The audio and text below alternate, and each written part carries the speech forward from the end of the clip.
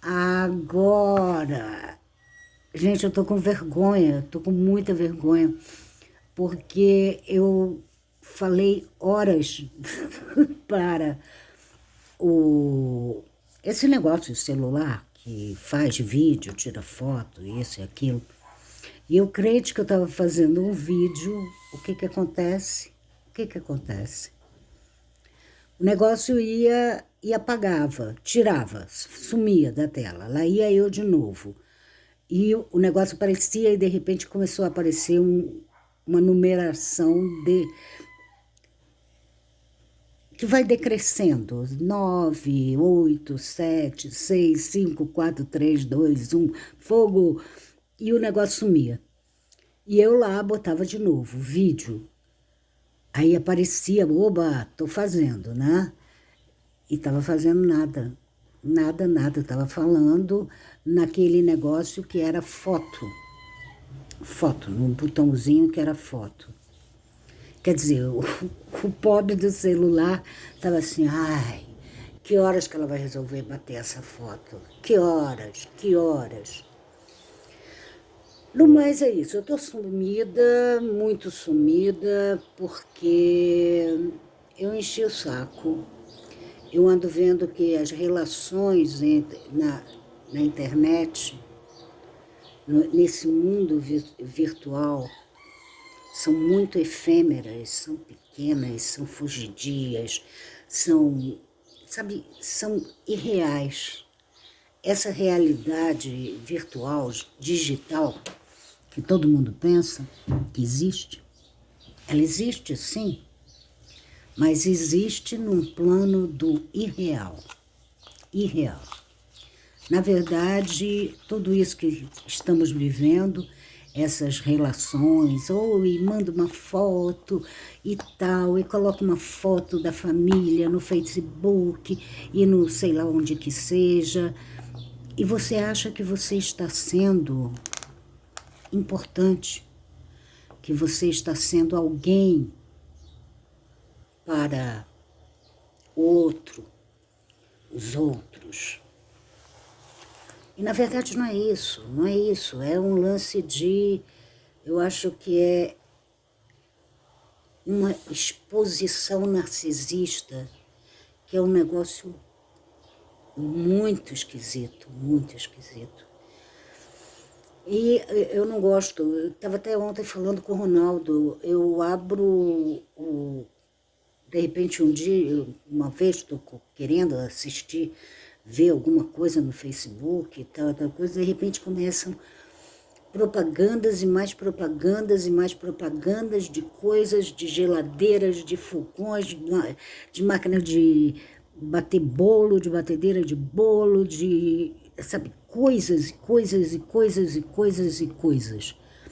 Eu falei, meu Deus do céu, parece que eu estou num antigo catálogo da Sears de produtos, que eram uns catálogos assim, dessa grossura, dessa grossura.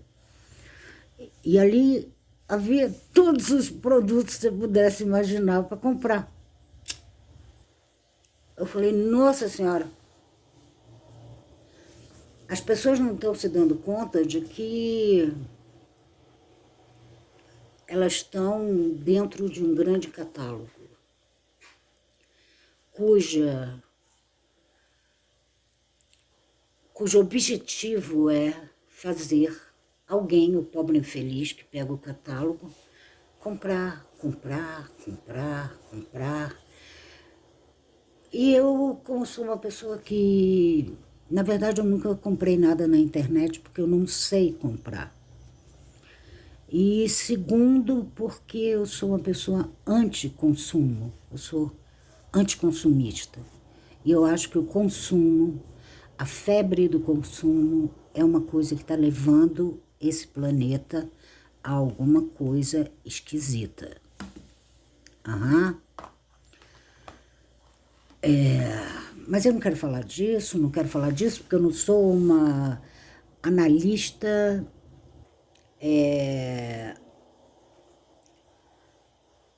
da situação, sabe? Não sou como aqueles analistas que aparecem na televisão. Mas quando eu coloquei sobre a conexão com os ancestrais, os antepassados, eu errei. Eu devia ter colocado reconexão. Porque essa conexão existe desde que a gente nasce. Eu acho muito simbólico aquele cordão umbilical. É muito simbólico. E todo mundo joga fora, né, o pobre do cordão, né? Isso é uma coisa que eu acho que já é bem bandeira da nossa sociedade. Se joga fora a memória. Claro que eu não estou dizendo que a gente deveria viver com aquele cordão dependurado no umbigo. Não, não. Mas uma das coisas que eu acho que sejam fundamentais, e graças a Deus na minha família, na família da parte do meu pai, a minha avó, a velha Vitalina, ela fazia questão de, quando cortavam o umbigo do bebê, de um da família que nascesse, ela guardava. Ela esperava secar, aquela coisa toda. Ela tinha uma gavetinha de horrores. A gente olhava aqueles umbigos todos, aquele cordão todo seco. Mas isso eu acho que foi muito simbólico, para mim pelo menos. Porque isso despertou em mim uma curiosidade quase que mórbida de saber como eram os meus antepassados. Então eu vivia perseguindo a minha avó Vitalina, eu vivia perseguindo minha avó Virgínia, a minha bisavó Luísa, mas chega um ponto que você não sabe, né? Você não sabe, e parece que ali se corta essa conexão com esses antepassados. Não. Eu vou dizer para vocês uma coisa. Eu fiz o exame do meu DNA e desde então eu tenho procurado aonde eu ando, para onde eu vou, onde eu estou, para onde eu vou, de onde eu vim. E está sendo muito interessante. Vou mostrar para vocês uma pequena amostra. Isso aqui é uma tabela de lugares e possíveis populações que o meu DNA tenha conexão. Aqui é uma outra tabelinha, é um resumo. Então, saibam que eu tenho 39% do meu sangue, do meu DNA, ele é do Atlântico Norte. 19% é do Oriente Médio. 12,30% é do leste medieval, é do leste médio. Existe um Oriente, é de um Oriente desses. 9% eu tenho das regiões do Báltico. 4% e 95% eu tenho dos ameríndios. 3,72% eu tenho dos asiáticos do Oriente, asiáticos orientais. 3,65% eu tenho dos subsaarianos. 3,61% eu tenho do Mar Vermelho. E 2% eu tenho dos africanos do norte, do nordeste, da África, do nordeste ou noroeste da África. Então eu estou tentando decifrar tudo isso, estou procurando lugares, cidades, isso e aquilo. Então, eu queria dar esse último toque. Eu não estou ganhando dinheiro nenhum, para dizer para vocês, façam o teste do DNA, da ancestralidade. Tem um laboratório brasileiro, que é o Genera, que foi onde eu fiz, que é muito bom, ele é muito bom. Agora, vocês façam o método 2, não façam o método 1. Embora o método 1 tenha muita coisa que vocês já possam pesquisar. E eles são baratos e vocês podem comprar em 10 suaves prestações. Foi como eu comprei o meu. E nesse teste, eles vão te dar os teus dados brutos, que são tudo que tem ali no seu DNA.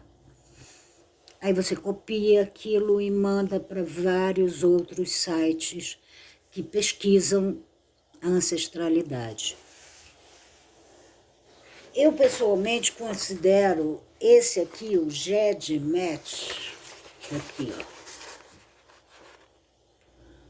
O GEDmatch, eu acho o melhor. Tem alguns nos Estados Unidos, que é, se eu me engano, qual é? Ai, meu Deus, eu ando com a minha memória lá nas picas.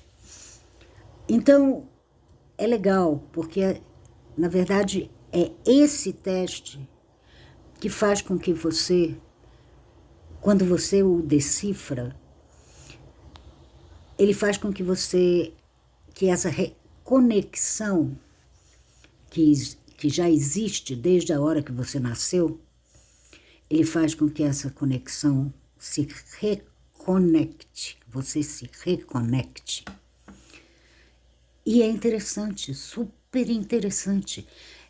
Aí você entende os seus sonhos, por que você de repente sonha com alguma coisa, sabe, alguma coisa que você diz, uau, foi tão vívida, porque na verdade os nossos antepassados, quando eles já estão carecas, arrancando os cabelos, por ter dado 1000 pistas para você e você não sacou, eles começam a fazer isso, você começa a sonhar, você começa a ser assaltada por aquela sensação do déjà vu, ou seja, você entra em alguns lugares e você diz, pera lá, eu já vi aqui, eu já estive aqui. E com essa leitura do DNA, vocês matam a charada. Engraçado, eu tive uma vez, já faz muitos anos, que eu acordei de manhã, abri a janela, como eu sempre abro, olhei para fora, para o abacateiro do meu vizinho, e quando eu vi, não estava lá o abacateiro. Estavam outras árvores, era uma outra visão, nítida, muito nítida. E tinha umas pessoas esquisitas, sabe, umas pessoas estranhas, que pareciam mais uns caboclos, umas coisas, sabe, esse pessoal do mato, da terra mesmo, parecia mais, e na verdade eles pareciam índios. E aí eu falei, meu Deus do céu, quando eu me dei conta que eu estava delirando, acordada, eu falei, não, Márcia, você está com problemas, você está delirando, isso e aquilo. Mas não, aí eu comecei a estudar. Tenho um grande amigo que é o Armandinho Kadacha, que ele é um paleontólogo, ele se formou em Londres, é incrível ele. E na época eu falei com ele, Armando, eu Eu tive essa visão esquisita, sabe? Muito estranha. Eu vi o outro lugar que um dia isso aqui foi. Sabe quando você vê com a terra, com os olhos que a terra não há de comer, porque eu não falo aquela com os olhos que a terra há de comer, não, não. Aí eu vi tudo aquilo e eu falei, meu Deus do céu, aqui era uma mata, era uma floresta, era um negócio fechado, estranho, muito estranho. Aí, e tinham os índios, uns tipos, índio mesmo, índio. Não daquele jeito que todo mundo fala, que com aquele cabelinho assim e tal. Não, eram os homens selvagens. Esse é o termo certo. Eram homens selvagens, não selvagens no mau sentido. Eram selvagens no sentido de naturais da terra. E eu falei pro Armando. Eu cheguei, aí ele falou, pô, Márcia, Friburgo foi um lugar que teve muitos índios, muitos selvagens, há muitos e muitos, há muitos e muitos e muitíssimos anos. E aí foi engraçado, eu comecei a ver, eu quis saber quais eram as tribos que estavam aqui, mas alguma coisa me dizia, não, pô, não vai nessa. E aí foi quando eu comecei a estudar, meter a cara mesmo nas civilizações para lá de antigas. E até hoje tem sido legal. E eu agora estou muito em paz com a minha bagagem ancestral, com os meus antepassados. Embora eu acho que eles pesem tantos, são tantos que quiseram ficar perto de mim, que as minhas costas fizeram assim. Então agora eu virei a mulher Joaninha, sabe? A minha coluna tá arqueada. Mas tá arqueada porque muita gente atrás de mim. É muita gente que se foi atrás de mim.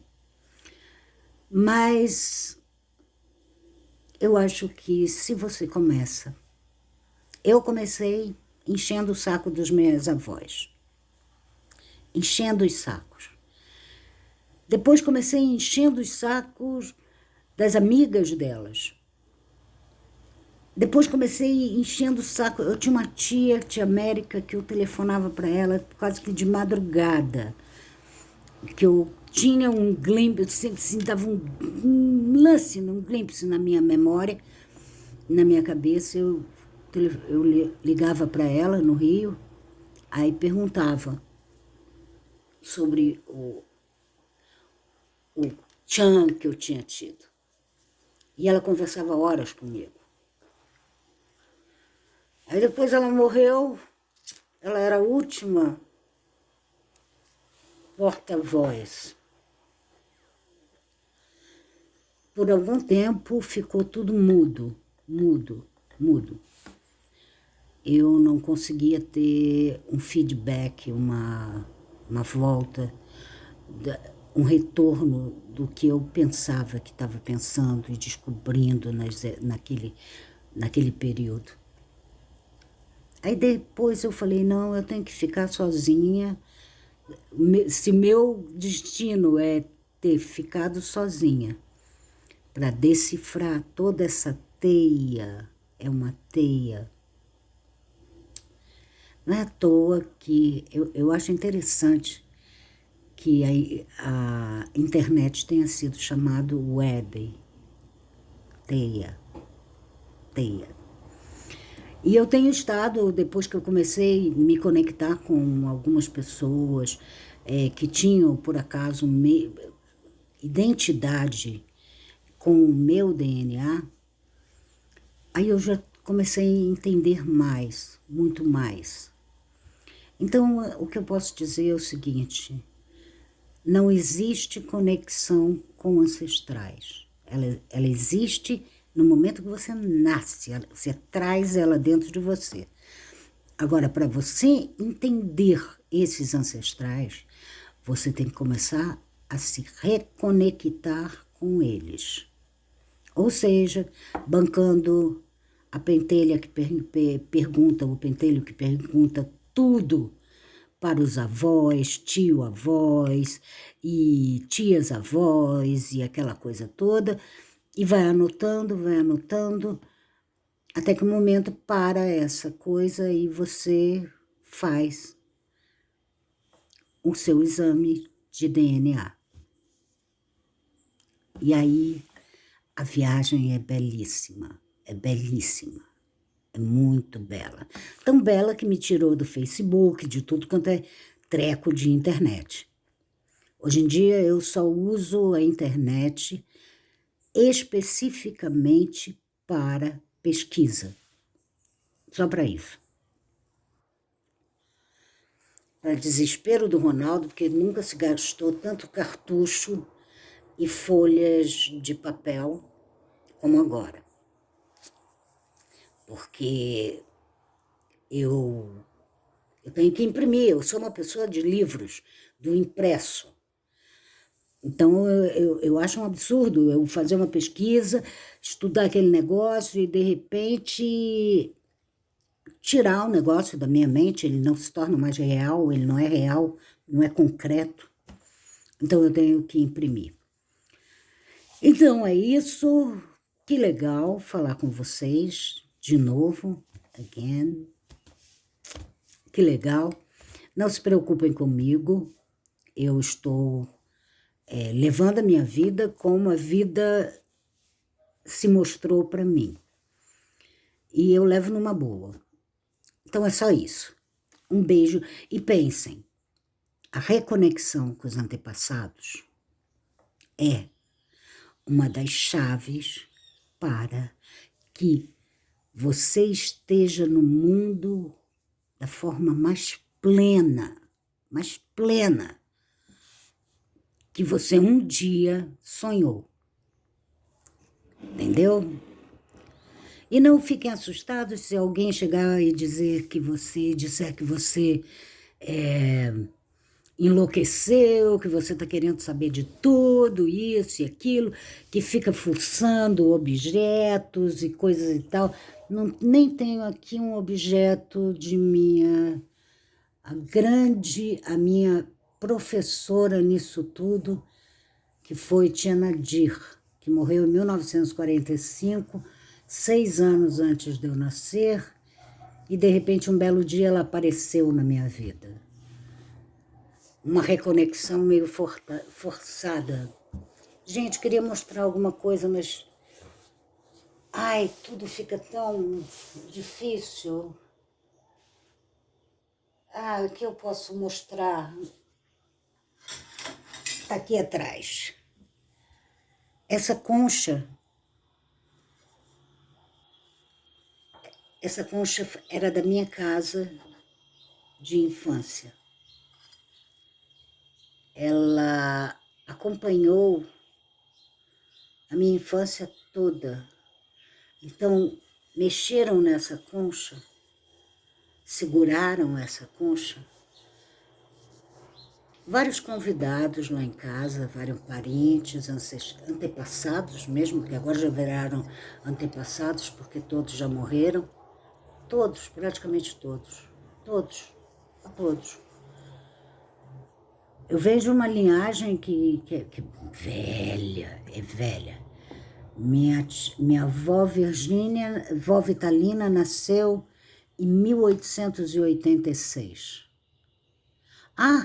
E existe também um site que depois que vocês tiverem análise do DNA, tudo isso, é muito legal vocês procurarem, que é o Family Search, que é um site de busca familiar.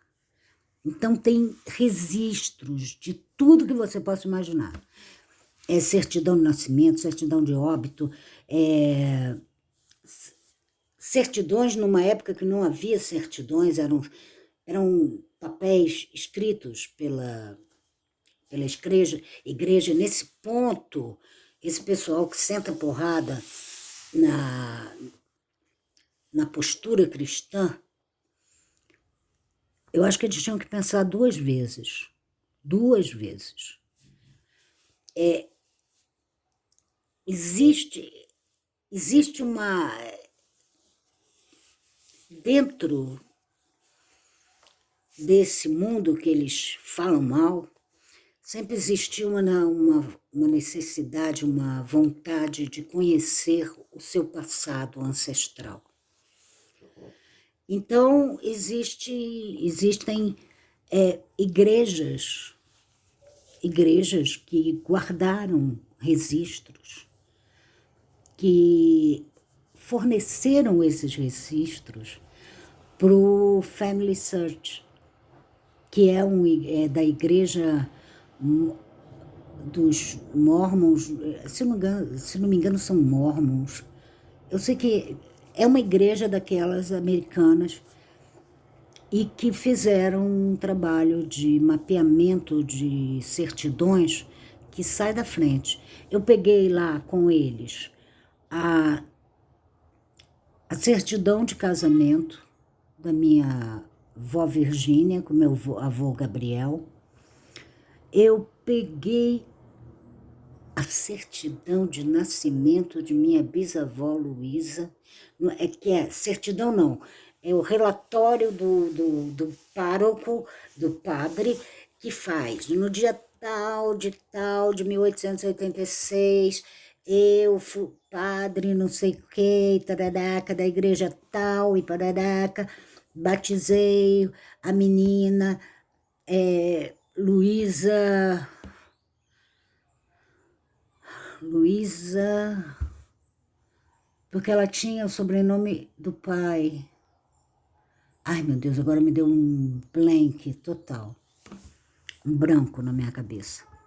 Aí tem certidões de todas as espécies do mundo inteiro, do mundo todo.